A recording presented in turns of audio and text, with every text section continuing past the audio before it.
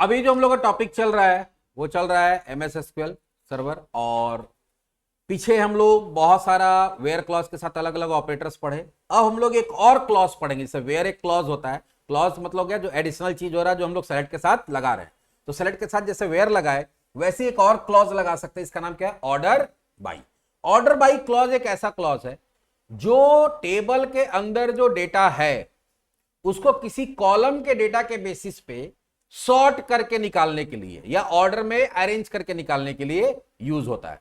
Table में data जैसे रहता है वैसे ही रहेगा, सिर्फ आपको दिखाते समय उसका ऑर्डरिंग चेंज करेगा। ऑर्डर क्या हो सकता है? असेंडिंग या डिसेंडिंग। क्लियर है?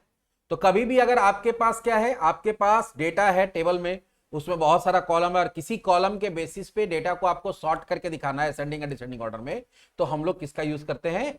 ऑर्डर बाई क्लॉज का। ऑर्डर बाई क्लॉज में होता क्या है? तो पहले select column list from table name, जरूरत है तो आप वेयर भी दे सकते हैं।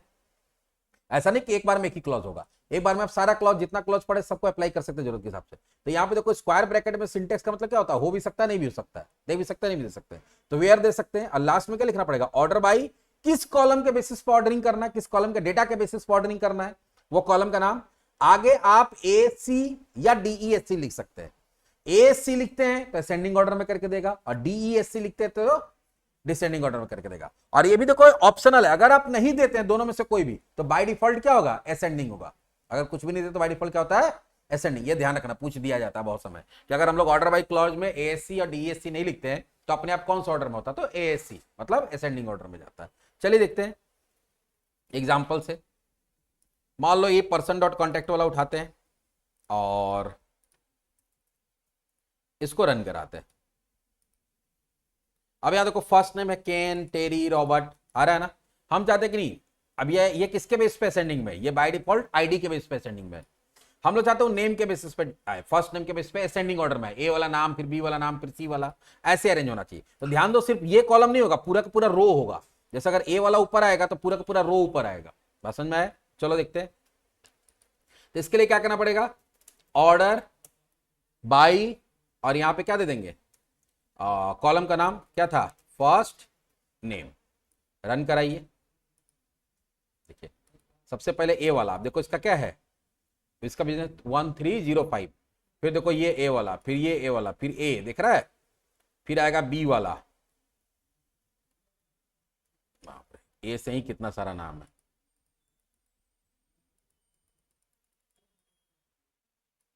खत्म ही नहीं हो रहा है।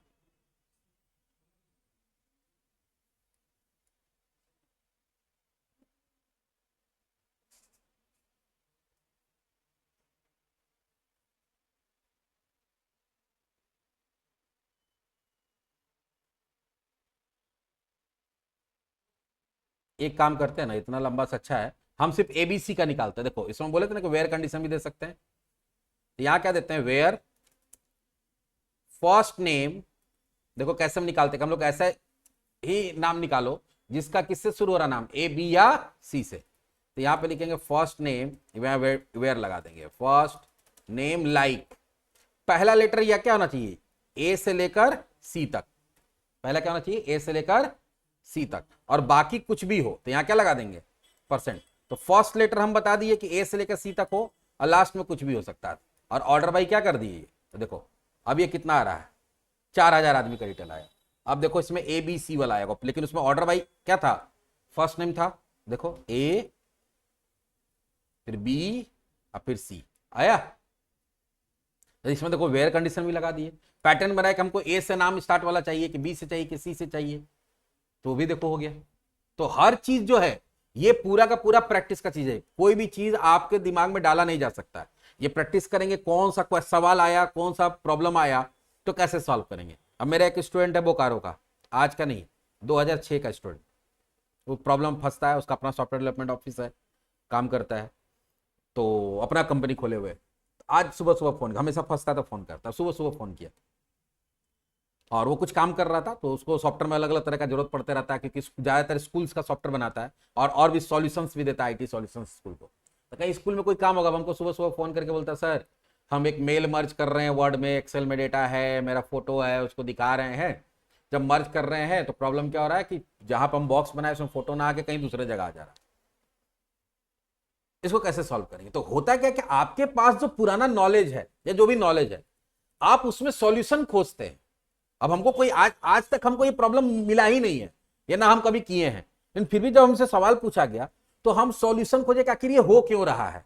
उसको सोचने के बाद हमको समझ में आया कि हाँ, इसलिए हो रहा होगा कि वो पिक्चर, जब वहां पे टेक्स्ट आ रहा होगा तो पिक्चर को हटा दे रहा होगा, तो फिर उसका सॉल्यूशन क्या हो सकता है। तो वर्ड में सोचे कि उसके लिए क्या ऑप्शन हो सकता है, उसको बताएं कि हाँ ठीक है, जाओ देखो पिक्चर बॉक्स जहां पे ऐड किया उस पर राइट क्लिक करके रैप टेक्स्ट नाम का ऑप्शन आएगा, वहां थ्रू कर दो। कर दिया, तुरंत सॉल्व हो गया। बोला सर 3 दिन से परेशान थे, पूरा नेट छान मारे, कहीं हमको सॉल्यूशन नहीं मिला। आप महान है। अरे भैया हम महान नहीं है, हम महान नहीं है। मेरे पास जो नॉलेज है, खाली हमको उसको प्रोसेस करने का मेरे पास कैपेबिलिटी है कि मेरे पास जो नॉलेज है हम उसको कैसे प्रोसेस कर पा रहे हैं, कि प्रोसेस करके उसको इंप्लीमेंट करके हम प्रॉब्लम का सॉल्यूशन ढूंढ पा रहे हैं। ये चीज सबको ही पढ़ा होगा वर्ड में, वो भी पढ़ा होगा वर्ड में। तो वर्ड रैप नाम का चीज होता है पिक्चर बॉक्स में, सॉरी टेक्स्ट रैप नाम का, लेकिन उसका इंप्लीमेंटेशन कहां किस तरीके से कर सकते हैं ये आपको खोजना है। जैसा भी क्या बोले कि एबीसी 3 नाम से शुरू होना चाहिए, बाद में कुछ भी होना चाहिए, तो हम पढ़े ना कि एबीसी 3 ही होना चाहिए। तो हम वहां पे क्या किए, ए से दे दिया, रेंज वाला में डाल दिए, बाद में कुछ भी होना चाहिए परसेंट डाल दिए, काम खत्म। खैर अभी तो हम लोग जो पढ़ रहे थे उस पर आते हैं, कहानी बहुत सुना दी। तो यहाँ ऑर्डर बाई क्या हो गया, फर्स्ट टाइम बाय डिफॉल्ट क्या होता है, असेंडिंग होता है, या फिर आप यहाँ पे एसी लिख भी सकते हैं स्मॉल कैपिटल कैसे भी, तभी भी ये क्या देगा, असेंडिंग ऑर्डर में देगा, दे रहा है। और अगर हम लोग यहाँ पे क्या लिखते हैं DESC, तो क्या दे देगा, डिसेंडिंग ऑर्डर में देगा। सी वाला ऊपर आ गया, बाकी नीचे आ गया। अगर हम ये कंडीशन हटा देते हैं तो जेड वाला ऊपर आ जाएगा, अगर जेड से किसी का नाम होगा तो आया, और ए वाला कहां चला जाएगा, नीचे। हो रहा है। इसी तरह से मान लो ऑर्डर डिटेल वाला में हम लोग चलते हैं, select asterisk from sales dot order details. हम चाहते हैं कि जिसका प्राइस सबसे ज्यादा है वो सबसे ऊपर दिखे, जिसका प्राइस सबसे ज्यादा वो ऊपर दिखे। तो यहां क्या करेंगे, डिसेंडिंग में करना पड़ेगा, किसके बेस पे, यूनिट प्राइस के बेसिस पे। तो यहां क्या लिखेंगे, ऑर्डर बाई यूनिट प्राइस, और यहां क्या लिख देंगे, DESC। तो इससे क्या हो जाएगा, यूनिट प्राइस के वजह से डिसेंडिंग में आएगा, तो जो सबसे बड़ा यूनिट प्राइस होगा वो सबसे ऊपर होगा, देखो आ रहा है। और जो सबसे छोटा यूनिट प्राइस होगा वो कहां है, सबसे नीचे, निकल गया। तो ये हो गया सिंगल कॉलम पे। कभी कभी ऐसा भी होता है कि आप मल्टीपल कॉलम पे भी निकाल सकते हैं। जैसे यहां पे हम लोग मल्टीपल कॉलम पे क्या कर सकते हैं, ऐसे unit price comma order quantity. देखो इसमें क्या होगा, अब बोलोगे सर ये कैसे होगा, 2 कॉलम से कैसे सॉर्टिंग हो सकता है, 2 कॉलम से कैसे सॉर्टिंग हो सकता है हम बताते हैं। देखो पहले मान लो, अच्छा इसमें हम लोग DESC की है ना,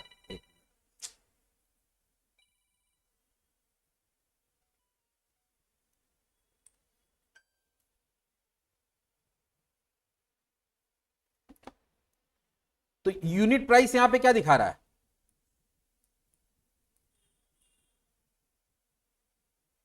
अब यहां देखो क्या किया, ये सबसे पहले ऑर्डर क्वांटिटी के बेस पे किया, जिसका डिसेंडिंग में क्या किया, ऑर्डर क्वांटिटी सबसे ज्यादा सबसे ऊपर रखा। अब ऑर्डर क्वांटिटी तो 10 भी है, ऑर्डर क्वांटिटी क्या है, 10 भी है। तो 10 वाला में देखो क्या है, कि सबका दाम लगभग बराबर है, तो इसके बेसिस पे किया। अब मान लो इसमें क्या कर रहा है कि फिर इसमें जो सबसे बड़ा प्राइस है, जैसे इसमें देखो अभी 10 क्वांटिटी वाला कोई है, 8 क्वांटिटी वाला 7, अच्छा सबका प्राइस वो सेम हो रहा है। ऐसा कोई हमको डेटा दिखे जहां पे क्वांटिटी के साथ प्राइस भी अलग है, तो देखो एक एग्जांपल से समझा रहे तुमको, अगर नहीं यहां पे है तो, बाकी तो ऑर्डर क्वांटिटी 1 ही है। हाँ अब 1 है, तो इसमें होगा क्या, देखो जैसे कि एक उदाहरण दे रहे हैं एग्जांपल से, कि मान लो कि अमित नाम का 4 स्टूडेंट है, ठीक है, और चारों अलग अलग पैसा दिया, चारों क्या दिया, कोई 4000 दिया, कोई 3000 दिया, कोई 5000 दिया। तो जब हम लोग ऑर्डर बाई करेंगे तो अमित तो सब एक जगह आ जाएगा, अमित तो सब एक जगह आ जाएगा, अलग अलग टाइम पे दिया लेकिन सब एक जगह आ जाएगा। अब मान लो हम ऑर्डर बाई डिसेंडिंग किए हुए हैं, तो वो अमित जो सबसे ज्यादा पैसा दिया वो सबसे ऊपर दिखेगा, अमित एक जगह दिखेगा, ठीक है। मान लो असेंडिंग किया तो सबसे ऊपर दिख रहा है, लेकिन जो अमित सबसे कम पैसा दिया है वो पहला वाला अमित के सामने, उसके बाद जो अमित दिया वो हम इसको अलग से बता देंगे, डबल वाला, ठीक है। अभी हो सकता है कि समझ में नहीं आया, कोई हम देखेंगे कोई ऐसा टेबल हमको नजर आ जाए जहां पर हम इसको समझा पाए, तो मल्टीपल कॉलम पे करने के लिए बस कॉमा कॉमा करना पड़ता है। क्या करना पड़ता है? Comma comma. ठीक है, बाकी उसका हम कोई देखते हैं क्योंकि बहुत बड़ा डेटाबेस है, अगर हमको कोई ऐसा टेबल दिख जाएगा तो कभी आगे एग्जाम्पल में बता देंगे। लेकिन फिलहाल हम लोग को अगर कोई ये पूछता है कि अगर आपको डेटा को, टेबल में जो डेटा है उसको सॉर्ट करके दिखाना है, टेबल में वैसे ही रहेगा, टेबल में चेंज फिजिकली चेंज नहीं होता है, वो सिर्फ निकालते समय क्या करता है, आपको निकाल के दिखाता है। तो अगर आपके पास टेबल में कोई डेटा है और उसको देखने समय आप किसी कॉलम के बेसिस पे उसको ऑर्डरिंग करके दिखाना चाहते हैं, अरेंज करके दिखाना चाहते हैं असेंडिंग या डिसेंडिंग ऑर्डर में, तो हम लोग कौन सा क्लॉज का यूज करते हैं? ऑर्डर बाई का। ऑर्डर बाई के साथ कॉलम का नाम देना पड़ता है, उसके बाद अगर एएससी लिखेंगे तो असेंडिंग आएगा, डीईएससी लिखेंगे तो डिसेंडिंग आएगा, और अगर कुछ भी नहीं लिखेंगे तो बाय डिफॉल्ट असेंडिंग ही आता है। तो ये भी हमारा एक क्लॉज हो गया जो कौन सा है? Order by clause. इसके बाद जो हम लोग देखेंगे एक डिस्टिंक्ट कीवर्ड यूज होता है। क्या होता है? डिस्टिंक्ट। वो क्लॉज नहीं है, वो एक कीवर्ड है जिसका एक स्पेसिफिक मीनिंग है। तो डिस्टिंक्ट हम लोग कहां देखेंगे? अगले टॉपिक में। तो चलिए मिलते हैं नेक्स्ट टॉपिक में।